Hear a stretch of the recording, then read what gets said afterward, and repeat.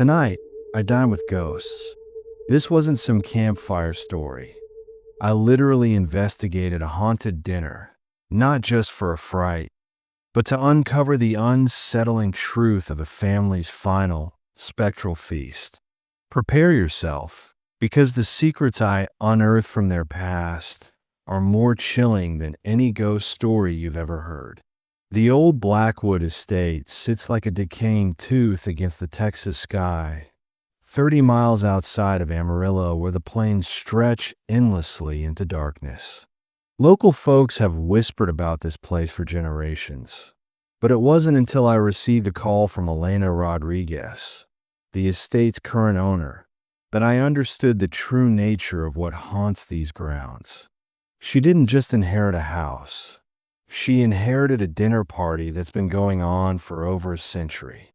Elena's voice trembled through the phone as she described the phenomena plaguing her family's recent acquisition. Every night at precisely 7:47 p.m., the sound of clinking silverware echoes through the abandoned dining room.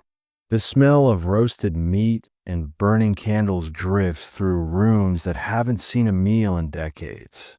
Most disturbing of all, she's discovered place settings mysteriously arranged on the dust-covered table each morning, as if invisible guests have been seated for an elaborate feast.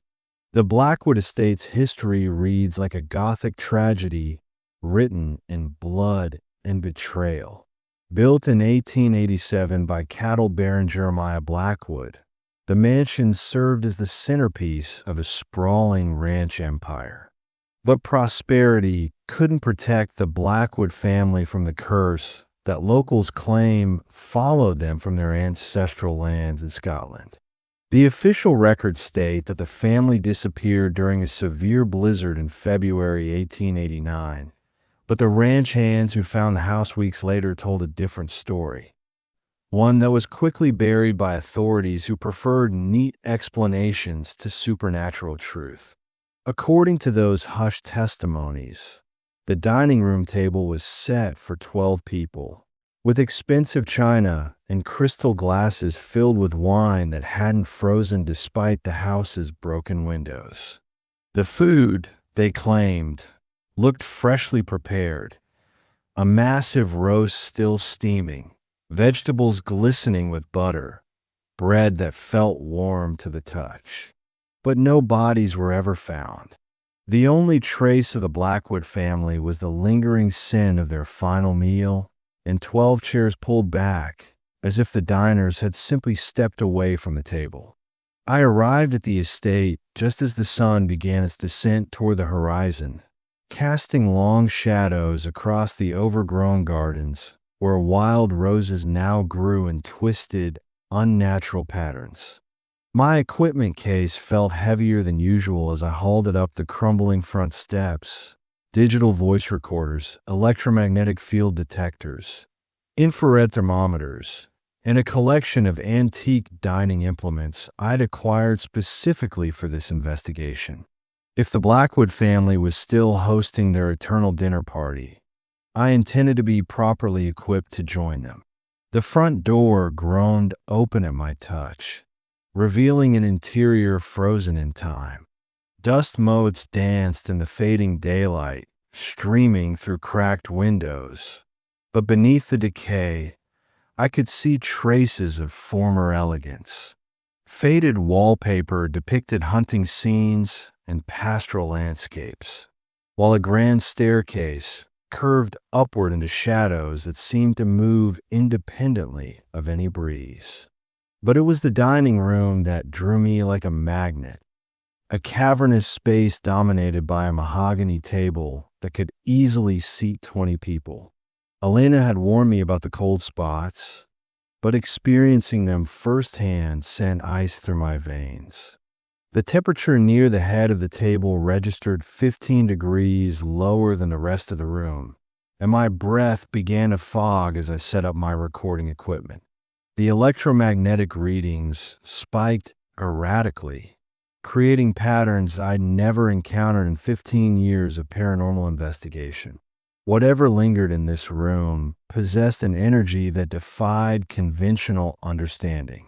As I arranged my instruments along the table's perimeter, I noticed something that made my hands shake.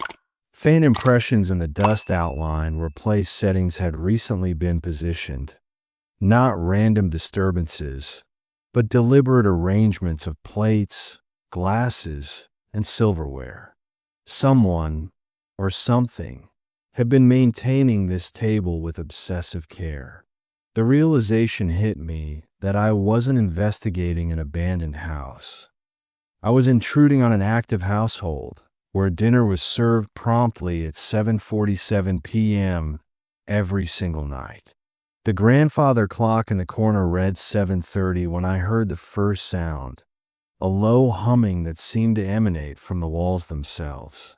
It wasn't quite a melody, but it carried the cadence of an old hymn or a lullaby. My digital recorders captured the audio while my EMF detector registered energy spikes that pulsed in rhythm with the ethereal tune. The temperature continued to drop, and I watched in fascination as my breath grew thicker, creating clouds that lingered longer than physics should allow. But what happened next would change everything I thought I knew about the supernatural. As the clock's hands moved closer to 7:47, the air itself seemed to thicken with anticipation. The humming grew louder, joined by the unmistakable sound of footsteps moving through rooms I couldn't see. Not the heavy boots of construction workers or the measured pace of security guards. These were the delicate steps of people dressed for dinner, moving with purpose toward an appointment they kept for over 130 years. The dining room suddenly filled with the aroma of roasted beef and fresh bread, so real and immediate that my stomach growled despite my terror. Candles that hadn't existed moments before flickered to life in tarnished holders, casting dancing shadows that revealed glimpses of movement where no one stood. The temperature plummeted another 10 degrees, and frost began forming on the windows despite the Texas heat outside. At exactly 7:47 p.m., 12 chairs pulled back from the table in perfect unison. The synchronized movement of those 12 chairs created a sound that will haunt me forever. Not the scrape of wood against floor, but something deeper and more resonant, like the earth itself groaning under an impossible weight. I fumbled for my camera, hands trembling as I tried to capture what my eyes were witnessing. The chairs remained pulled back, positioned as if invisible diners were settling into their seats, and the temperature continued its unnatural descent until my breath came in thick, white puffs. My EMF detector screamed electronic warnings as the readings climbed beyond anything in my experience. The needle buried itself at maximum, while the device emitted a high-pitched whine that seemed to harmonize with the otherworldly humming still echoing through the room. But it was the silence that followed that truly terrified me. The complete absence of sound that accompanies the presence of something that should not exist in our world. Then I heard them talking. At first, the voices were indistinct murmurs, like conversations overheard through thick walls or across great distances. My digital recorders captured every whisper while I strained to make sense of the overlapping dialogue. Gradually, individual words began to emerge from the spectral chatter. Weather, cattle, guests arriving Tuesday, mother's china, ordinary dinner conversation from a family that had been dead for more than a century. The voice of an elderly woman dominated the ethereal discussion, speaking with the authority of someone accustomed to managing household affairs. Jeremiah, did you remember to tell the stable hands about tomorrow's shipment? Her words carried the precise diction of Victorian-era education, each syllable carefully enunciated in the manner of the wealthy elite. A younger woman's voice responded with obvious deference. Yes, grandmother. Everything has been arranged according to your specifications. My infrared thermometer detected localized cold spots moving around the table. 12 distinct areas of frigid air that corresponded exactly to the pulled back chairs. These weren't random temperature fluctuations caused by drafts or environmental factors. They were deliberate, intelligent, and they were positioned where living people would sit during a formal dinner. I was witnessing something unprecedented in paranormal research. Not just residual energy, replaying past events, but active, interactive spirits maintaining their social routines. The conversation continued with increasing clarity as my equipment adapted to the supernatural frequencies. I learned that the elderly woman was Constance Blackwood, the family matriarch who had ruled the household with iron discipline. Her granddaughter Victoria seemed to be discussing preparations for an upcoming cattle drive, while various other family members contributed details about ranch operations, social obligations, and domestic concerns. But there was an underlying tension in their voices, a forced normalcy that suggested they were deliberately avoiding more troubling topics.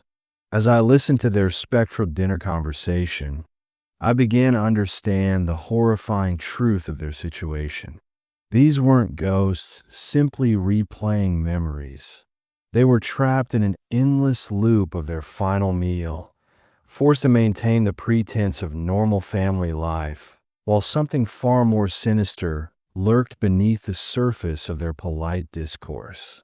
The fear in their voices became more apparent as I learned to interpret the subtle inflections that betrayed their terror. The roads are becoming difficult. Jeremiah Blackwood's deep baritone cut through his family's chatter with obvious concern. Perhaps we should consider postponing the journey until spring. His suggestion was met with immediate, almost panicked objections from multiple voices speaking at once. We cannot delay. Constance insisted with desperate urgency. The arrangements have been made. Everyone is counting on us to fulfill our obligations.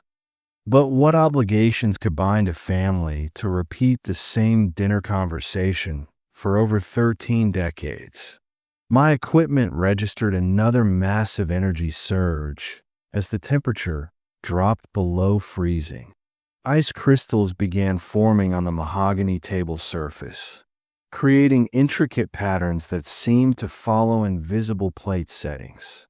The phantom aroma of food grew stronger, joined by the metallic scent of fear-induced sweat and something else I couldn't identify, something organic and decay-sweet that made my stomach lurch. The voices grew more agitated as their conversation progressed, revealing cracks in their carefully maintained facade. Young James Blackwood, who couldn't have been more than 16 based on his voice, began sobbing quietly. "I don't want to go through with this," he whispered between tears. "There has to be another way."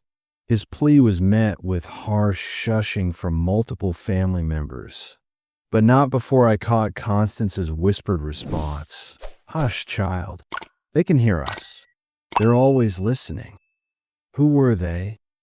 The question burned through my mind as I adjusted my recording equipment to capture every nuance of their increasingly desperate exchanges. The Blackwood family wasn't just trapped in time. They were hiding from something, maintaining their dinner party as a form of protection or camouflage. But protection from what? And why did their fears seem to intensify as the meal progressed? My infrared camera detected movement beyond the 12 seated figures. Shadowy forms lurking at the edges of the room, just beyond the reach of the phantom candlelight. These shapes moved differently than the seated family members, with predatory grace and obvious malicious intent. Whatever the Blackwoods were hiding from had found them anyway, and their eternal dinner party had become less a celebration than a siege.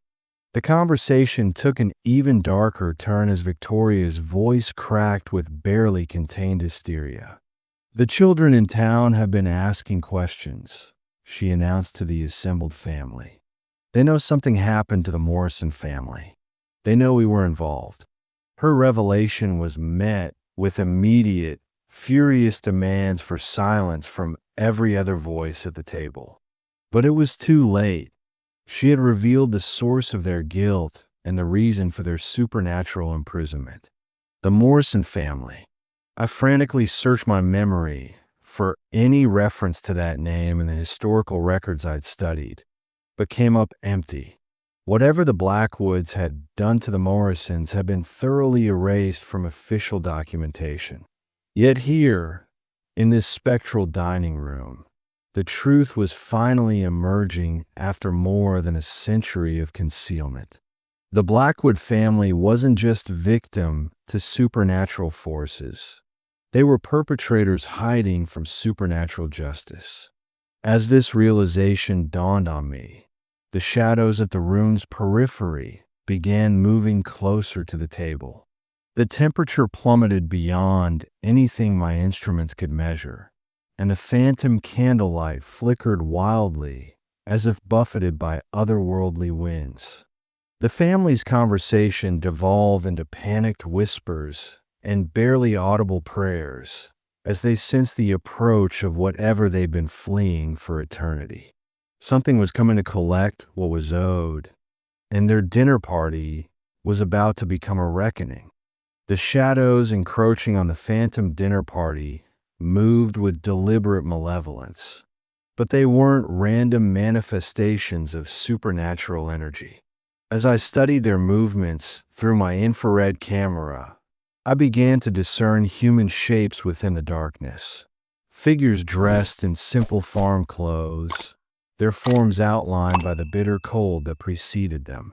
These weren't more Blackwood family members joining the eternal feast. These were the people they'd wronged, finally come to claim their justice.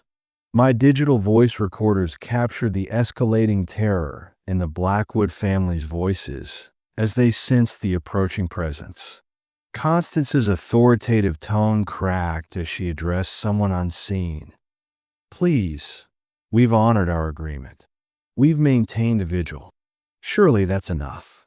Her plea was met with silence, more chilling than any response could have been. The shadows continued their inexorable advance toward the table, where 12 chairs held invisible diners, trapped in their own guilt. Through my equipment's sensitive microphones, I heard young James Blackwood whisper a name that sent ice through my veins. Thomas Morrison. The boy's voice carried the weight of unbearable shame as he continued. "I see him every night. He's standing behind my chair, waiting." The temperature around James's position dropped so dramatically that frost began forming in the shape of handprints on the table's surface. Not the small hands of a child, but the calloused grip of a working man. I realized I was witnessing something unprecedented in paranormal research, a supernatural trial where the accused and their accusers existed in the same ethereal space, locked in eternal confrontation. The Blackwood family wasn't just haunting their former home. They were serving a sentence imposed by the very people they'd murdered. Their elaborate dinner party was actually a prison, and their phantom meal was the bread and water of the condemned. The historical pieces began falling into place as I listened to the increasingly desperate confessions emerging from the spectral diners. Victoria's voice, now thick with tears, spoke of the fire at the Morrison homestead and how it wasn't supposed to spread so quickly. Jeremiah's gruff admission followed. "We only meant to drive them off the land, not." His sentence remained unfinished, but the implication hung in the frigid air like a death sentence. The Morrison family had been homesteaders, I realized, small farmers who'd claimed land that Jeremiah Blackwood considered part of his expanding empire. Rather than purchase their property through legal means, the Blackwoods had orchestrated what appeared to be an accident, a fire that consumed not just buildings, but an entire family of innocent settlers.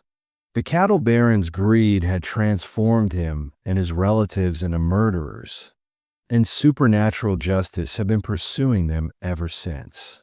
My electromagnetic field detector registered massive energy spikes as more shadow figures materialized around the dining room.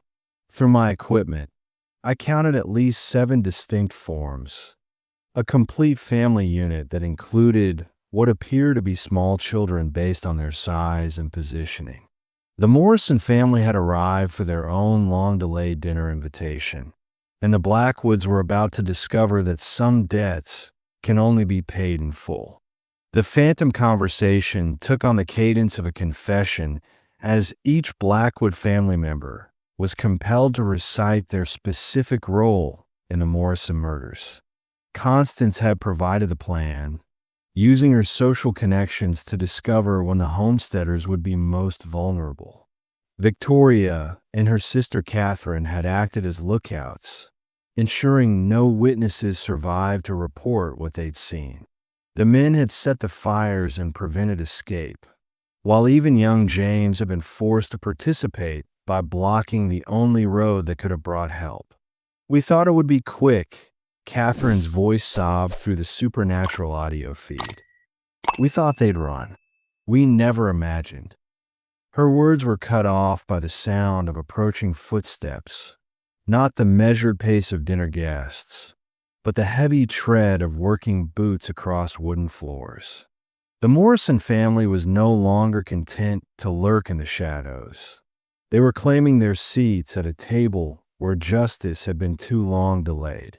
The temperature in the room plummeted to Arctic levels as my breath created clouds so thick I could barely see my equipment.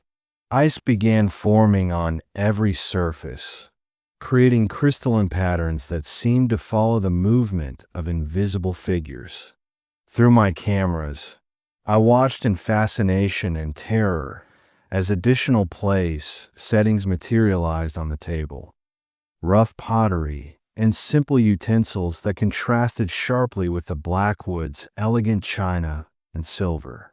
Thomas Morrison's voice finally joined the supernatural chorus, and his words carried the authority of a man accustomed to hard work and honest dealing. "We accept your invitation," he said with grim satisfaction.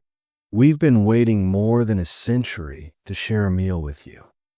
His statement was accompanied by the screech of chairs being dragged across the floor as the murdered family claimed their positions around the table.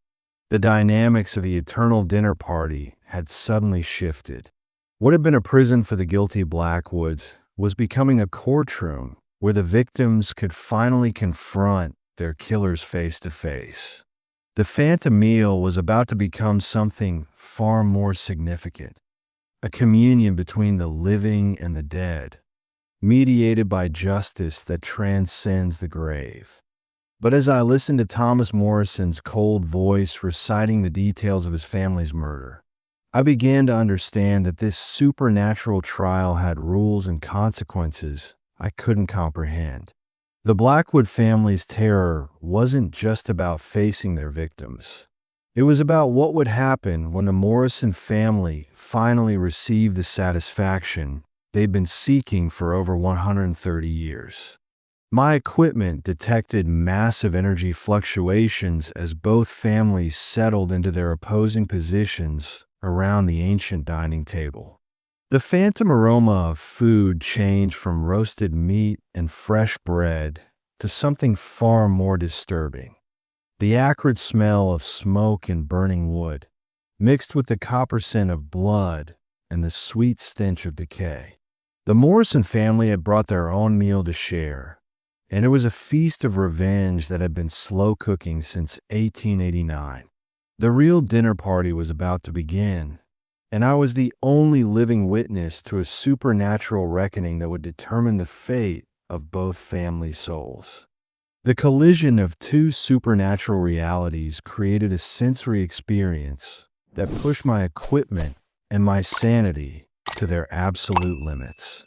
As both families settled around the phantom dining table, the electromagnetic readings climbed beyond measurement, while the temperature differential created visible layers in the air itself. I could actually see the boundary where the Blackwoods' elegant Victorian dinner party met the Morrisons' rough frontier justice, marked by contrasting aromas, temperatures, and the subtle differences in how their phantom presence affected my instruments. Through my infrared camera, the scene that unfolded defied everything I thought I understood about paranormal manifestations. The Blackwood family maintained their formal positioning at one end of the massive table, their spectral forms outlined in the familiar cold signatures I'd been tracking all evening. But the Morrison family's presence registered differently. Their signatures burned with an intensity that suggested they drew energy from sources beyond mere earthly attachment. They weren't just ghosts. They were agents of cosmic justice, empowered by the righteousness of their cause. Thomas Morrison's voice dominated the supernatural discourse as he began reciting a litany of evidence that would have convicted the Blackwoods in any earthly court. February 14th, 1889, he intoned with the precision of a prosecutor. 3 men approached our homestead under cover of darkness. My wife Rebecca was preparing supper for our 5 children when they set fire to our barn. We thought it was an accident until we saw them blocking the road with their horses. His testimony was accompanied by phantom imagery that my instruments detected as massive temperature fluctuations and electromagnetic disturbances. The air itself seemed to shimmer with memories as Thomas continued his account. Young James Blackwood held a rifle on my son Daniel, while the others doused our house with lamp oil. They told us we had 5 minutes to gather what we could carry and leave forever.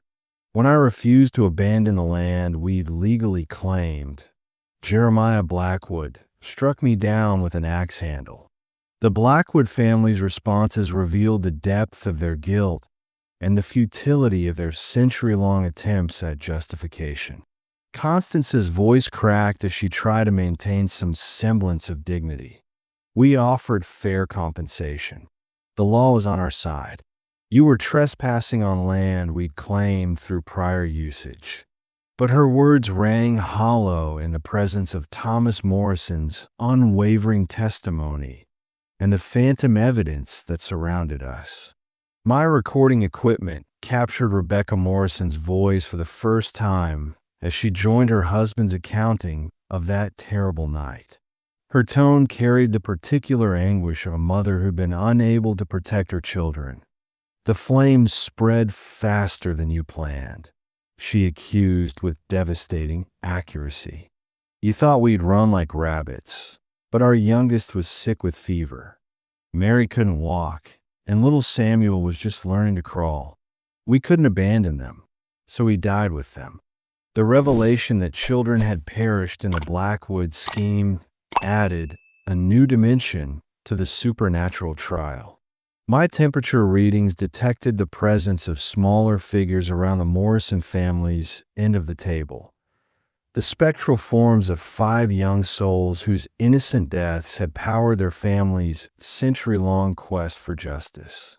These weren't malevolent spirits seeking random revenge.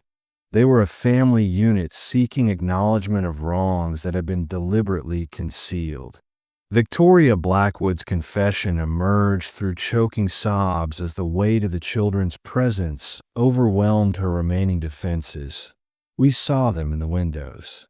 We saw you trying to save them, but the fire was too strong. We could have helped, but grandfather said witnesses would mean the gallows. Her admission revealed the calculated cruelty that had transformed a property dispute into mass murder.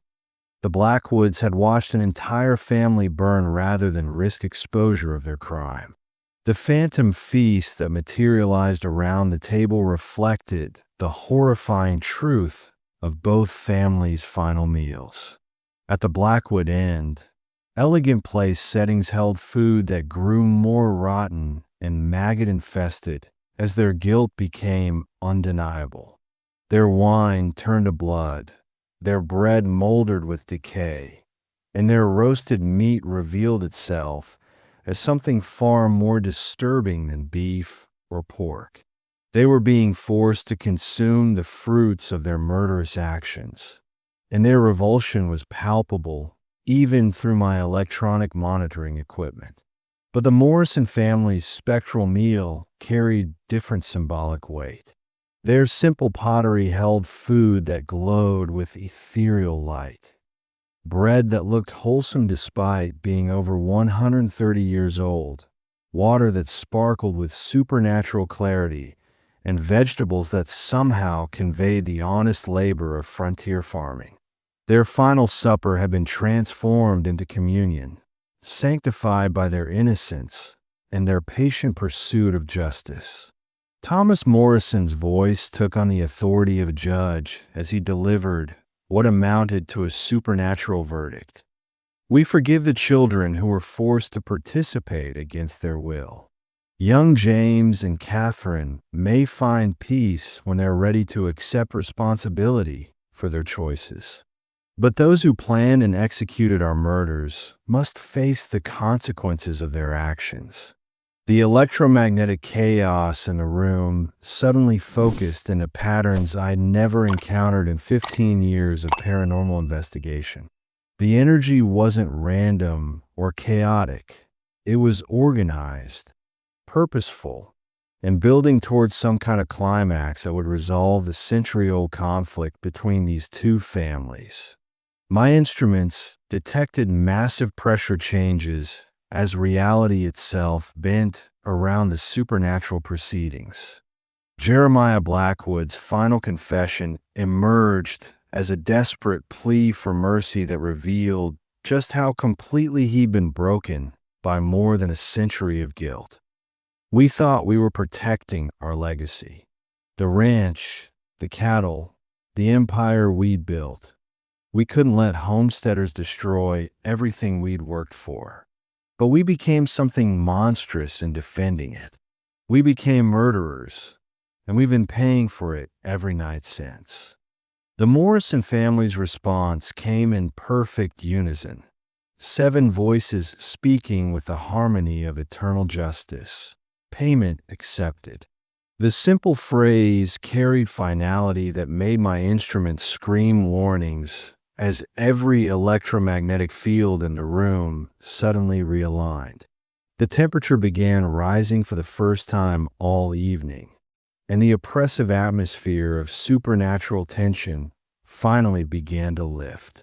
But as the spectral dinner party reached its conclusion, I realized that my presence as a living witness had been more than coincidental. The Morrison family had needed someone from the world of the living to hear their testimony and record their justice. Their century-long vigil was ending, but they required validation from the realm they'd been forced to leave behind. The feast was ending, but its consequences would extend far beyond this haunted dining room. The release of supernatural energy that followed the Morrison family's acceptance of the Blackwoods confession created a phenomenon that defied every principle of paranormal investigation I'd ever studied.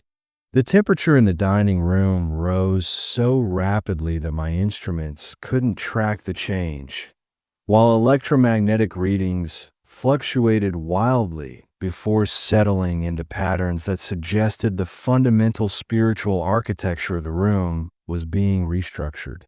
Through my cameras, I watched as the phantom place settings began to dissolve, but not uniformly.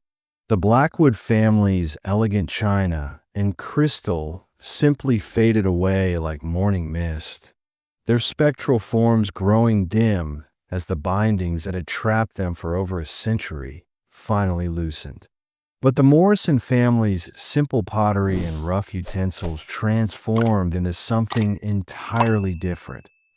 Objects of pure light that pulsed with the rhythm of heartbeats before ascending toward the ceiling and disappearing entirely.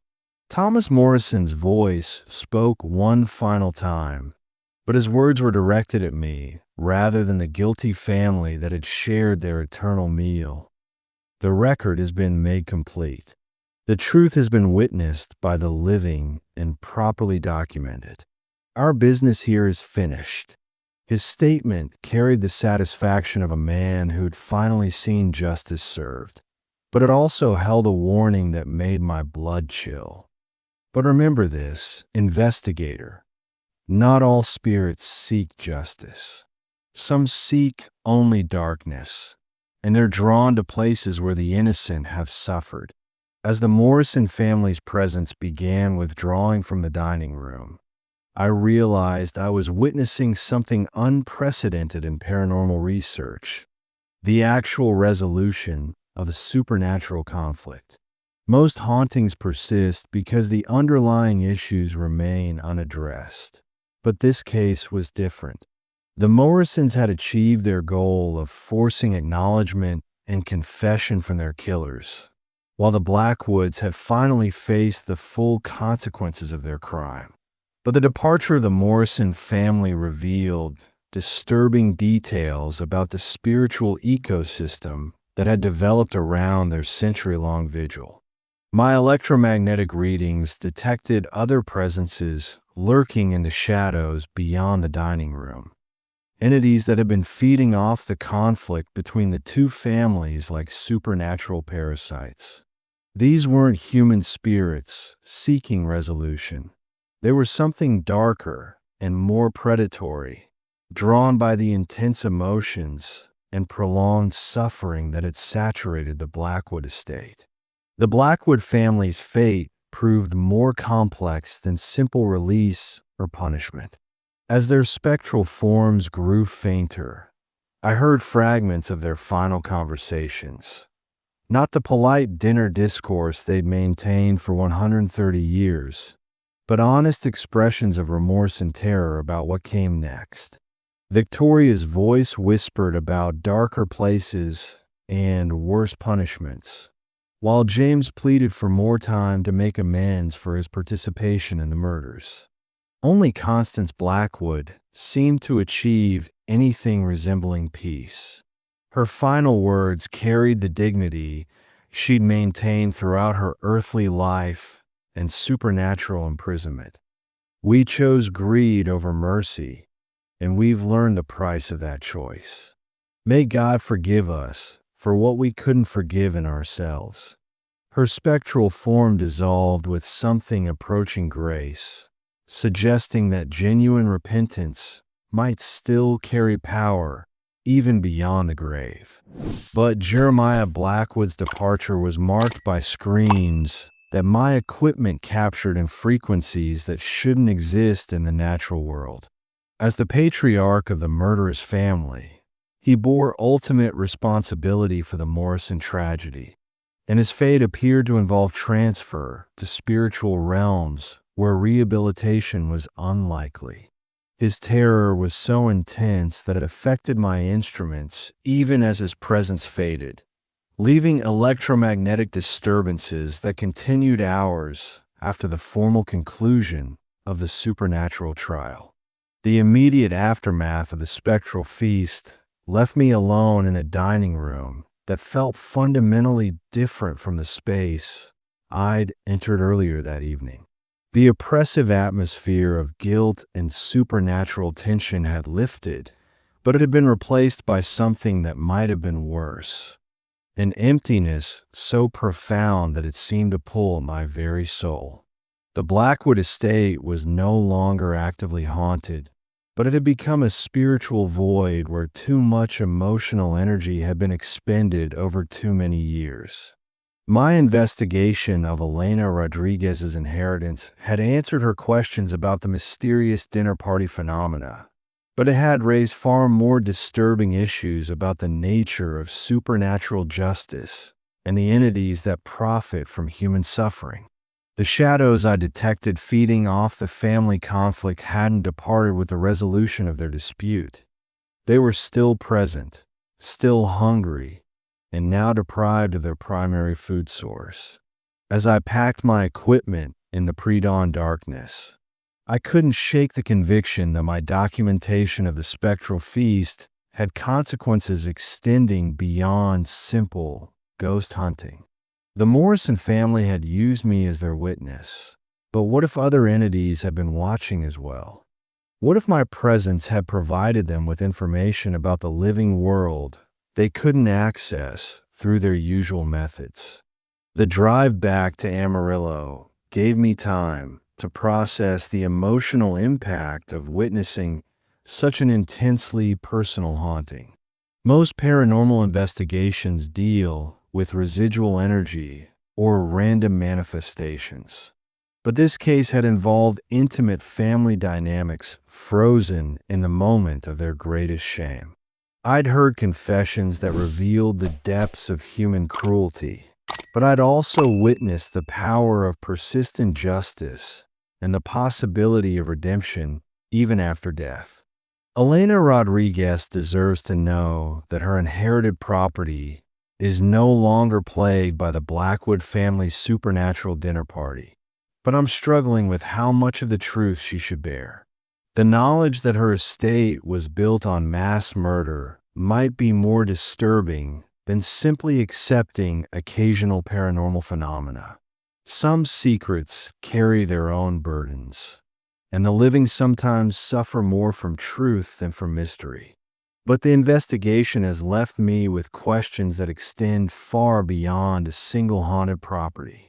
If the Morrison family could maintain their vigil for over 130 years while gradually gaining the power to force supernatural justice, what does that suggest about the nature of consciousness after death?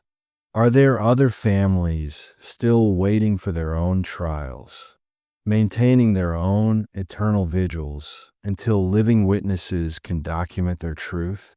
Most disturbing of all, I can't forget Thomas Morrison's warning about entities that seek only darkness. As word spreads about my successful resolution of the Blackwood estate haunting, I'm receiving calls from property owners who've experienced similar phenomena. But not all supernatural conflicts involve innocent victims seeking justice. Some involve forces that predate human civilization, and they're not interested in confession or redemption.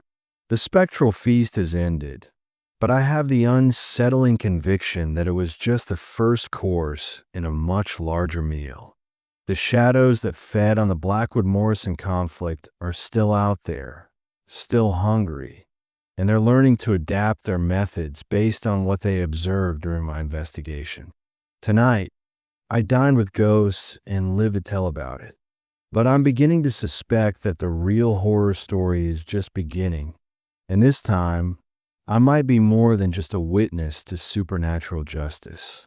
I might become its next subject.